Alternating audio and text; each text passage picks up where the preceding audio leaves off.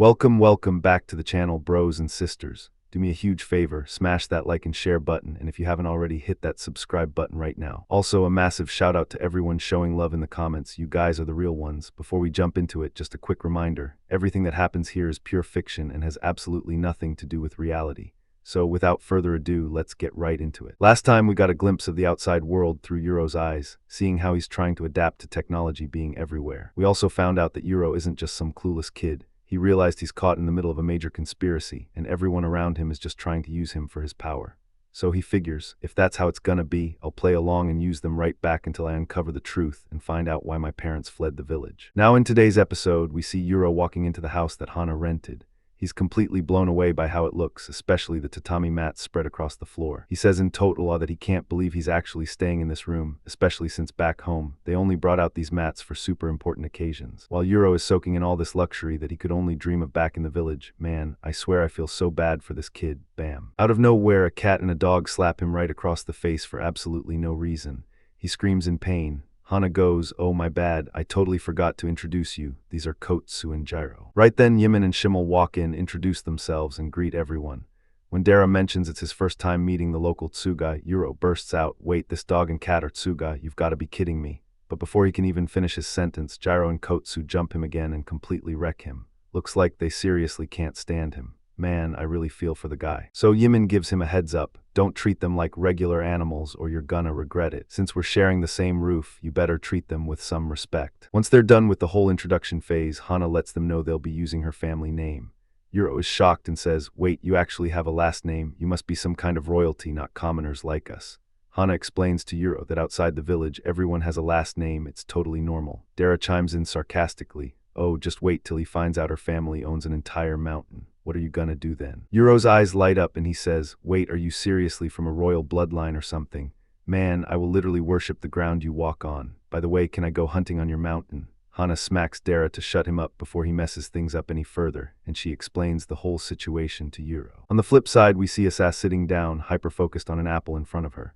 With a swift hand gesture, she slices the apple peel as if she used a knife. A moment later, she tries it again, but things don't go as planned at all. She completely wrecks the place.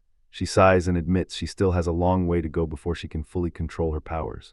Just then, the head of the Kajimori family arrives, followed by Jin and two other guys. Asa welcomes him, thanks him for his help, and apologizes for constantly destroying his garden since she hasn't mastered her powers yet. He replies that it's all good as long as she hasn't accidentally killed anyone, and tells her she can keep training as much as she wants. Honestly, this old guy is so chill. He reminds me of myself. With a simple gesture from the old man, Jin summons his own Tsugai, which devours the ruined rocks in a matter of seconds. Asa asks them what brings them by, and the old man replies that they came to check on Gabu. They head into Gabu's room, and after greeting her, Gabu says, "Honestly, you guys are making a mountain out of a molehill. There was no need to trouble yourselves, but hey, I hope you didn't come empty-handed." Asa snaps at her, "Shut your mouth, seriously. Just take this apple and hold yourself over," but then she remembers she doesn't have a knife. Jin says, "Don't even sweat it," and has his Tsugai pull a knife out of its body. It's pretty obvious his Tsugai works like a walking storage unit. Gabu, who's sitting there playing on her Nintendo Switch, says, "Wait, you're gonna slice her apple with that sketchy-looking knife." Jin reassures her that there's no need to worry because he hasn't killed anyone with this specific knife. At that point, the old man tells Gabu to chill out and focus on recovering from her injuries. He also orders Asa not to leave the house, because if word gets out that she and her brother came down from the village, a ton of people will target them. He mentions that even some people within the Kajimori family are just waiting for the perfect chance to pounce on her.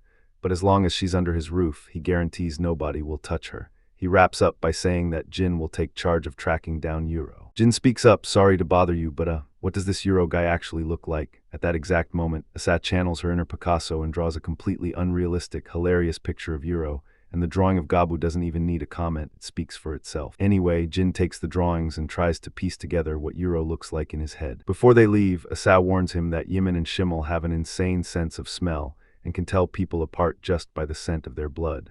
Back on the other side, Dara had just gotten a fresh clean shave and a haircut, looking all cleaned up. Hana looks at him and goes, "That is so gross, you look hideous without your beard." When Dara looks down at his gear, he realizes the knife he had on him is gone. He asks Hana where it went, and she says she has no clue because she didn't touch anything, but mentions that Yuru went out for a walk and might have taken it. When Dara says he's worried about him, she tells him there's no reason to stress because Yimin and Shimmel are with him, so nothing bad can happen. Meanwhile, outside the house, Yuru is standing on the rooftop of a building, looking down at the city lights at night. He says the outside world is absolutely mind-blowing, and that even the ground is full of glowing stars, obviously talking about the streetlights and headlights. Yimin asks him, did the sheer size of the world make you doubt whether you can actually find your sister? When Yuru says yeah, Schimmel reassures him, saying that if his sister is out there looking for him too, they're bound to cross paths eventually. In the middle of deep thought, Yuru suddenly snaps and says, wait a second, don't you guys have an insane sense of smell? And you can sense the presence of other tsugai, right? So all we gotta do is look for a place with tsugai and people who smell just like Asa. They look at each other and they absolutely love the idea. Yuru gave the order and they executed it instantly. Before Yuru could even think about changing his mind, they transformed and blasted off into the air at the speed of sound. Within seconds, they reached their destination and Yuru ended up face-planted on the ground. Yimin grabbed him by the head and said, man up, stop acting like a total wimp. There are a bunch of tsugai around here and your sister's scent is all over the place. Schimmel asked him for permission to just wipe those tsugai out without further talk, but Yuru replied that he'd rather try to reason with them instead of fighting. She tried to make him understand that tsugai aren't human, and trying to talk things out with them is usually a terrible idea. When he asked, so you mean tsugai are just like wild predators? Yimin cut him off, following the scent that kept getting stronger until they reached an underground garage. From a distance, they spotted Jin walking with two other guys. Yimin smirked and said, jackpot, we found the target. That's Asa's scent and tsugai energy, especially from that four-eyed kid. And since we noticed them, there's no way their tsugai haven't spotted us too. Yuru replied that he couldn't see a single tsugai in front of him, so either they were invisible or he desperately needed to see an eye doctor. Their conversation got cut short when Asa suddenly appeared right in front of them. The moment Yuru caught a glimpse of her, everything that happened back in the village flashed through his mind. He charged toward her, hand on his knife, ready to tear them all to shreds. But out of nowhere, Yimin shouted, telling him to fall back immediately. Before Yuru could even react, Jin's tsugai popped up and swallowed him whole. Jin pulled out a vial filled with Asa's blood and told Yuru that he knew his tsugai had a crazy sense of smell, so he came fully prepared. He added, since you were targeting Asa, you've gotta be Yuru. As soon as he finished his sentence, the fake Asa vanished. It was just an illusion created by Jin's tsugai. Jin then introduced himself to Yuru and revealed that his tsugai's name is the Snatcher. Meanwhile, Hana was losing her absolute mind, screaming that they needed to find Yuru right away. When Dara told her to chill out so the kid wouldn't go hurt someone and cause them a massive headache, she snapped back, saying the real problem would be if Yuru himself got hurt. Dara mocked her, saying, wow, I thought you were just like Asa and hated kids, but look at you, turns out you've got a soft heart and you're actually worried about the kid. Hana looked at him like he was stupid and said, are you out of your mind? Soft heart my foot. This kid isn't even registered in the state database. If anything happens to him, we'll have to cover his medical bills out of our own pockets. Man, what a gold digger. And here I was thinking she was genuinely worried about the kid. Turns out she was just worried about her bank account. Obviously, both of them froze like a deer in headlights the second money was mentioned. Hana rushed over to Gyro and ordered him to catch Yuru's scent and fly after him, since he's a dog and that's his job. Gyro looked completely disgusted by Yuru's scent, but he did what he was told and took off into the air. At that moment, Hana handed Kotsu a phone with a map pulled up, telling him to track Gyro's location.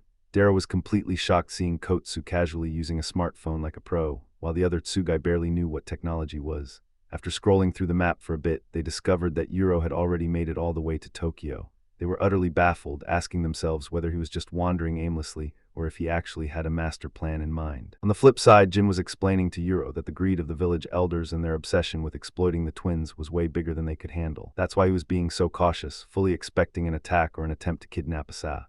While Jin was busy figuring out his next move and how to track down Yuru, Yuru literally walked right into his trap and saved him all the trouble. Right then, Yuru whipped out his knife and struck the fish-teeth tsugai, but it didn't do a single thing. The two guys with Jin called out to Yimin and Schimmel, telling them to show themselves because there was no point in hiding anymore. Yimin and Schimmel debated what to do, especially since even though their opponent wasn't holding any weapons, their tsugai were hiding in the shadows, waiting for the perfect moment to strike. In the end, they decided to just go out there and let the chips fall where they may. They walked calmly and steadily toward the humans, who demanded they surrender since they had captured their master, warning them that they'd finish him off otherwise. But Yimin and Schimmel completely ignored them and kept walking as if they hadn't heard a word. Jin and his crew took a step back. When Yuru apologized to Yimin and Schimmel for rushing in blindly and ordered them to stay put, Jin and his guys were stunned to see the tsugai giving orders to their master instead of the other way around. Yuru replied, I give them total freedom. They can do whatever they want. They geared up for battle. Yimin told Schimmel to take it easy since their opponent was unarmed. But out of nowhere, Jin's tsugai spit out a massive pile of weapons from its mouth, and Jin and his men started riddling the place with bullets. However, Yimin and Schimmel didn't take a scratch. The guys then pulled out shotguns and blasted them, but still, nothing worked. Left with no choice, they used their trump card, a grenade that exploded right on them, engulfing the whole place in flames. Yet despite all of that, Yimin and Schimmel didn't even flinch. At that exact moment, Jin's Tsugai threw a massive rock right into Yimin's face, and that was the only thing that actually hurt him, considering they are basically made of rock too. Realizing this, Jin and his men decided that close quarters combat was their only shot. They rushed Yimin and Schimmel, who blocked their attacks effortlessly. But just as Yimin and Schimmel were getting ready to counterattack, they were blindsided by the hidden Tsugai. Before they could move, a massive tortoise dropped right on top of Schimmel, pinning her down. Yimin yelled out her name, but a tiny rabbit grabbed him by the leg.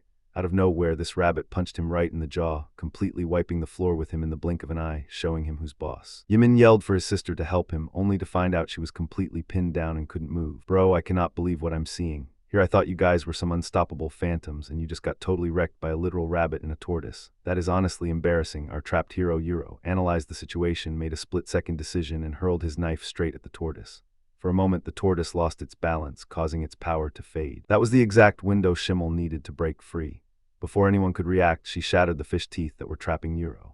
Instantly, Yuru grabbed one of the fish teeth, hurled it right at one of Jin's men, and bolted. With a quick gesture from Yuru, Yimin let out a loud screech, destroying all the light fixtures in the area and plunging the entire place into pitch-black darkness. During those few chaotic seconds, the rabbit told its master that Yimin and Schimmel were escaping. Jin thought to himself that Yuru had nowhere to run since they had the whole place surrounded. But then Asa's words flashed through his mind that her brother is a top-tier hunter. Unfortunately for him, the realization came way too late. Yuru pounced on him with zero mercy. If Jin hadn't dodged at the last second, his leg would have been completely severed. He collapsed to the ground, writhing in pain as Yuru's attack crippled his leg. The moment that Tsugai lit up the area again, they were shocked to see Yuru holding a weapon right at Jin's throat. The tables had turned, the hunter had just become the prey. Only then did Yimin and Schimmel stroll back into the area. The young guys with Jin yelled at them, asking how they could just abandon their master and run away. They coldly replied that they do whatever they want and they'll use any tactic to get the win. Yimin reminded them that Yuru is the twin of the night, meaning the darkness is his literal playground. Even if they left him alone, he could easily handle himself. And even if his plan had failed, they would have stepped in and cleaned up the mess anyway, since they could track his location through his scent. Yuru looked down at Jin and asked if he had anything to do with the attack on the village, since he belongs to the Kejimori clan. Jin confessed that he was indeed the one mastermind behind the attack. At that moment, absolute rage took over Yuru. His hand shook as he gripped his knife, just seconds away from taking Jin's life. But at the very last moment, he managed to control his anger. He demanded Jin pull out his phone and call Asa because he wanted to talk to her face to face. So what's going to happen next? Will Yuru finally uncover the dark truth? What will he do when he finds out the real reason why his parents fled the village and why his sister is teaming up with the Kejimori clan? We'll find out all of this and more in the upcoming episodes. Last but not least, I really hope you guys support us by smashing that like and share button and subscribing to the channel. Drop your thoughts and predictions in the comments below. Peace out.